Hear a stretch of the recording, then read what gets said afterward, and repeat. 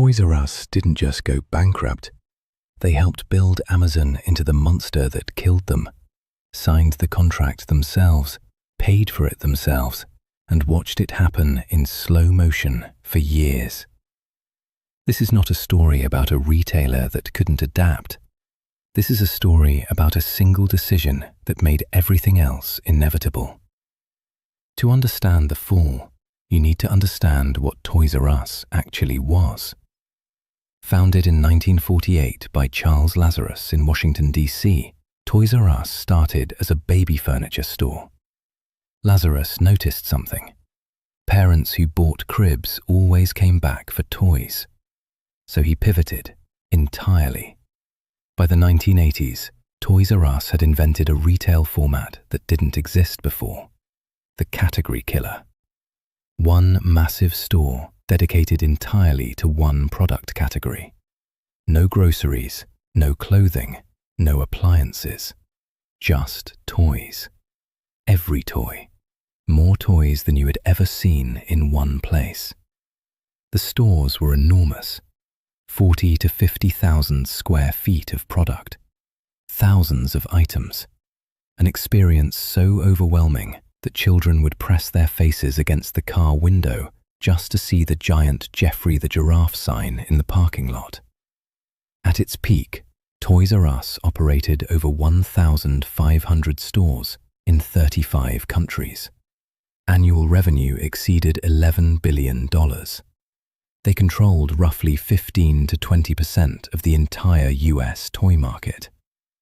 Mattel and Hasbro, the two largest toy manufacturers in the world, depended on Toys R Us as their single most important retail partner. If you made toys in America in 1995, you needed Toys R Us. There was no alternative. But there was a problem the company had been quietly ignoring since the early 1990s. They were losing the shopping experience war. The first competitor that actually hurt Toys R Us wasn't Amazon. It was Walmart.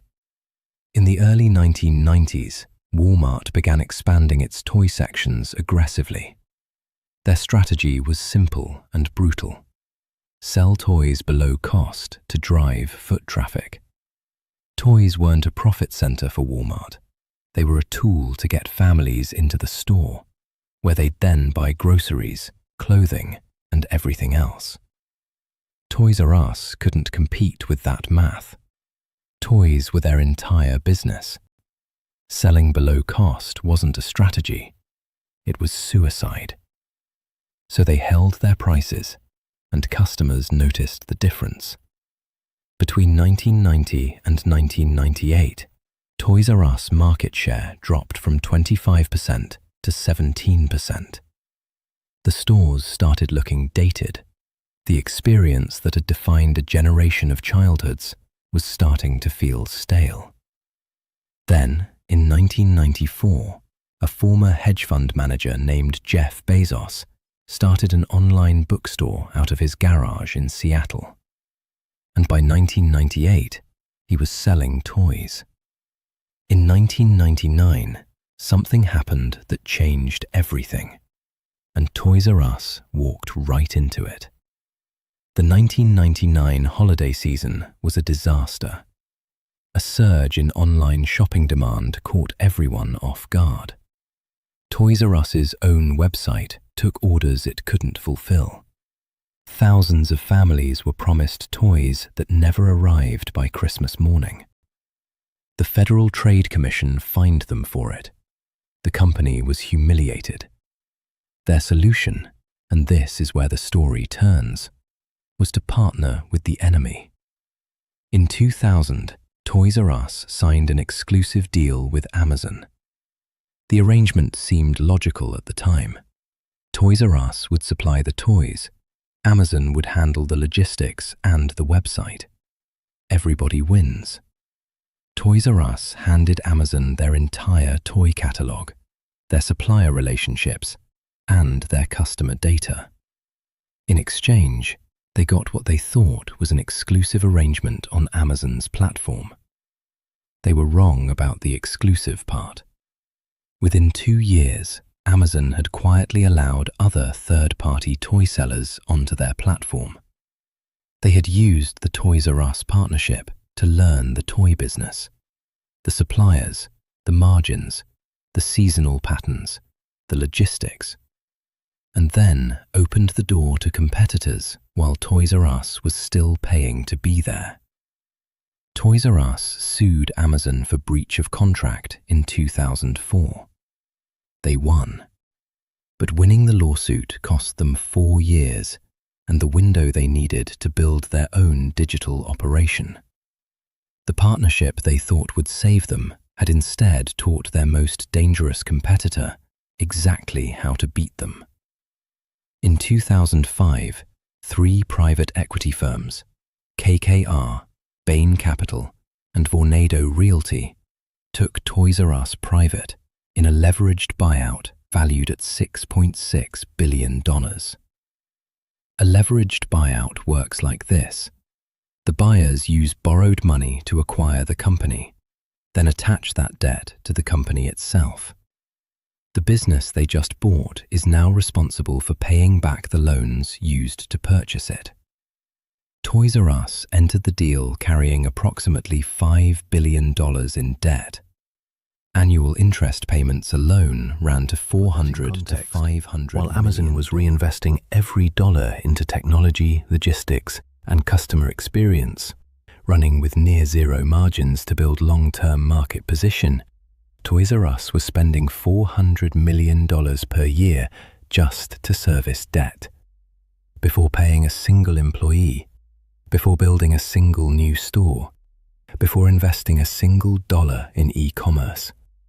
They had been loaded with debt at the worst possible moment in retail history, right when digital investment was the only thing that could have saved them.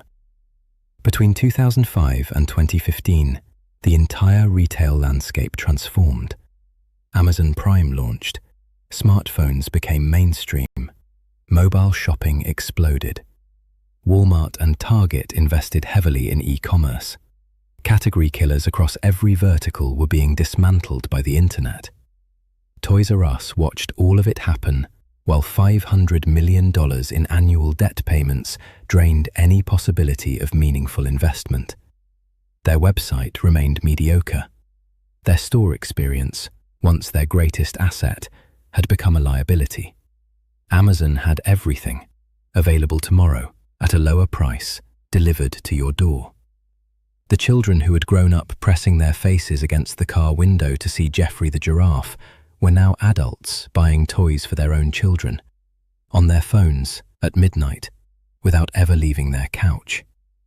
Toys R Us had no answer for any of it. In September 2017, Toys R Us filed for Chapter 11 bankruptcy. At the time of filing, the company operated 800 US stores and 700 international locations. They employed approximately 64,000 people. The debt load stood at nearly $5 billion. The bankruptcy was initially framed as a restructuring, a chance to shed debt and emerge leaner. But what followed was worse. Liquidators moved in. Stores began closing.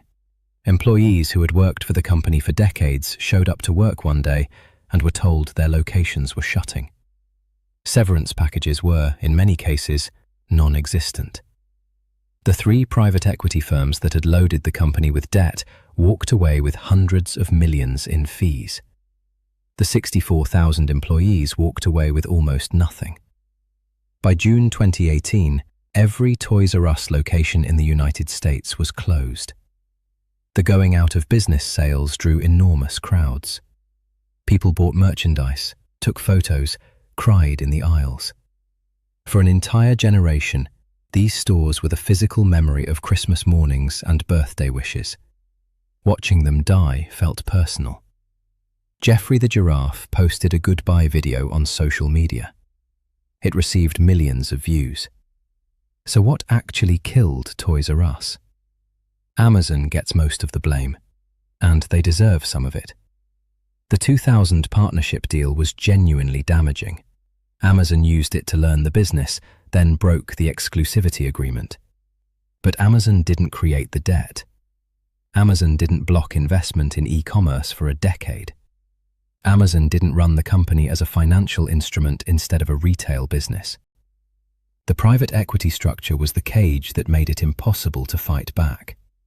And Toys R Us leadership, across multiple teams, failed repeatedly to prioritize digital investment even when the threat was completely visible. This is the real lesson of Toys R Us. It's not about Amazon. It's about what happens when a company's financial structure becomes incompatible with the speed at which its market is changing. You can see the threat clearly. You can understand exactly what you need to do, and still be completely unable to do it, because every dollar is already spoken for, every year, before the year even begins. They didn't fail because they didn't know what Amazon was. They failed because knowing wasn't enough. Geoffrey the giraffe saw it coming. He just couldn't do anything about it.